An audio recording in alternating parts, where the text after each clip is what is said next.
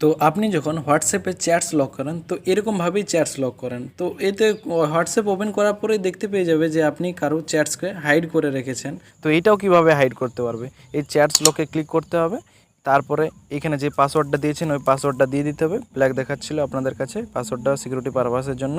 তারপরে এখানে আপনাকে এই থ্রি ডটে ক্লিক করতে হবে, দিয়ে চ্যাটস লক সেটিং, তো এখানে আপনাকে ক্লিক করতে হবে। দিয়ে এখানে যে দেখতে পাচ্ছ সিক্রেট কোড, তো এটা আপনাকে ক্লিক করতে হবে। দিয়ে এখানে আপনাকে সিক্রেট কোড রেখে নিতে হবে। তো চলো এখানে আমি 1 2 3 4 5 তো এখানে রেখে নিলাম। তারপর নেক্সটে ক্লিক করে দিলাম। দিয়ে আরেকবার এখানে আপনাকে ওই পাসওয়ার্ডটা রেখে নিতে হবে। তো তারপর এখানে ডানে ক্লিক করে দিতে হবে, দিয়ে এটা অন করে দিতে হবে। তো তারপরে এইখানে আপনাকে ওই কোডটা দিয়ে দিতে হবে। তো চলো এখানে আমি দিয়ে দিচ্ছি। তো তারপর ডানে ক্লিক করে দিচ্ছি, দিয়ে এখান থেকে ব্যাক চলে আসছি।